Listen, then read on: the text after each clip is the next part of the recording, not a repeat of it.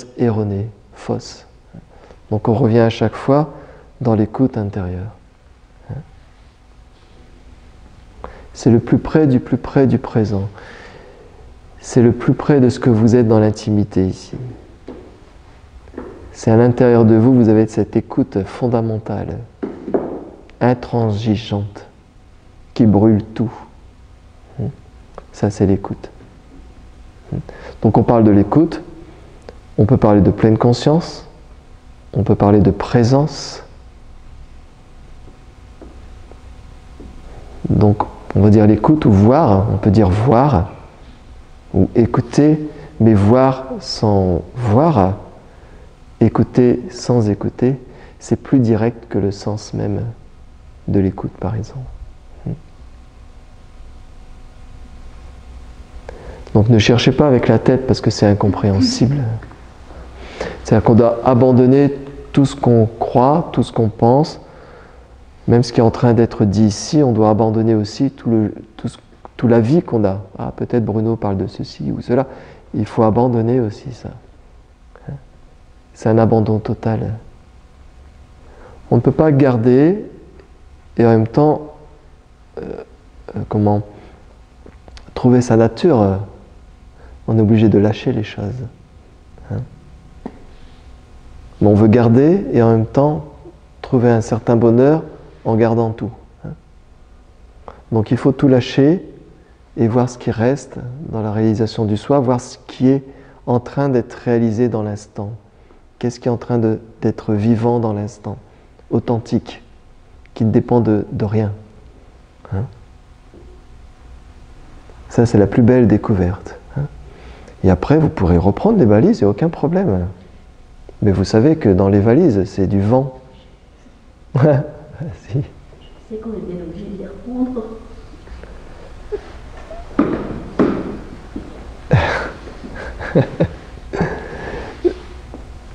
C'est-à-dire que obligé de les reprendre, ce n'est pas un problème. C'est-à-dire que les valises sont reprises, mais obligé ou pas obligé, ça n'a aucune incidence. La dualité, l'alternance des contraires est toujours là, parce qu'il y a toujours une inspire et une expire qui est toujours là. Mais tu n'es pas accroché ni à l'inspire ni à l'expire. Tu n'es pas plus accroché à cette valise-là ou à cette valise-là. Tu peux être accroché à ton mari, à tes enfants, à ton passé, à ton corps, à ton histoire, au président, au gilet jaune, à n'importe quoi. Mais à l'intérieur, dans l'écoute du présent, tu es libre de tout ça. Tu vois ? Mais ça n'empêche pas le tout ça. Parce que tout ça se manifeste dans le vivant du maintenant.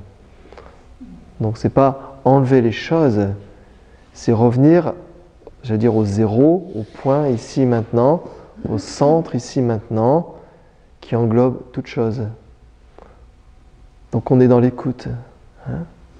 Si on dit à quelqu'un ah, je t'aime, je t'aime, je t'aime, on est à l'écoute de savoir comment ça résonne. Est-ce que c'est vrai? Est-ce qu'il y a deux?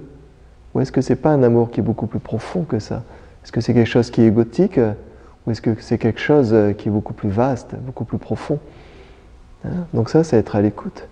Si quelqu'un nous dit du mal à l'intérieur, il faut voir comment le corps réagit à ça.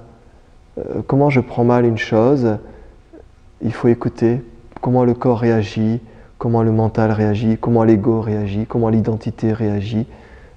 Voyez, parce que peut-être quand on est un enfant, on ne s'occupe pas trop de beaucoup de choses. On laisse les choses se vivre. Mais progressivement, quand on devient un adulte, on est comme dans des costumes et on doit faire attention à beaucoup de choses, suivant qu'on est avec la famille, avec le patron, avec ses grands-parents, etc. Donc il n'y a pas de mauvais rôle, de bon rôle ou de mauvais rôle. Il n'y a que des rôles. Mais il y a comme des acteurs, mais il n'y a pas d'acteurs en fait qui jouent.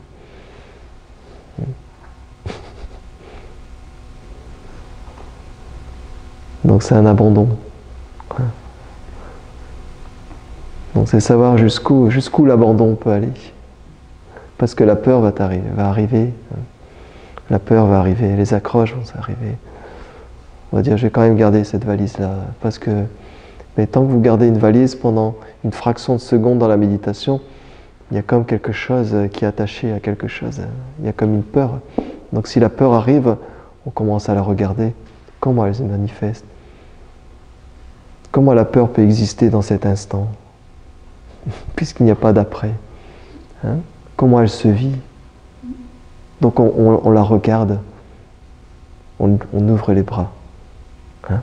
On la regarde. On ouvre les bras et dans cette ouverture, la peur va s'ouvrir. Hein? Et dans cette ouverture de la malle, tout ce qui est lié à la peur, vous allez regarder, mais vous dites, mais ça c'est pas la peur, ça c'est peur du futur, c'est le futur. Non, c'est pas la peur, c'est le futur. Ça c'est pas la peur, c'est le corps. Ça c'est pas la peur, c'est une émotion. Ça c'est pas la peur, c'est mon voisin, parce que j'ai peur de mon voisin, mais ça c'est un voisin, c'est pas la peur. Et puis au fur et à mesure, vous allez voir. Hein. Ça marche? 35, on fait le salut.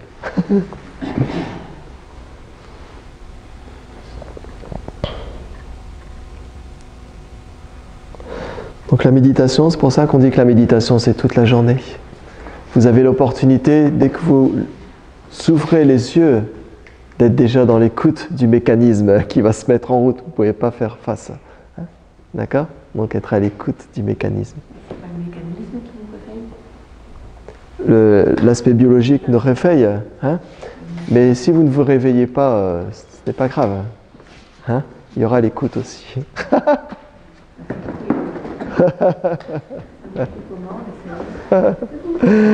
Il faut vous endormir sans penser à vous réveiller demain. Peut-être vous allez mal dormir.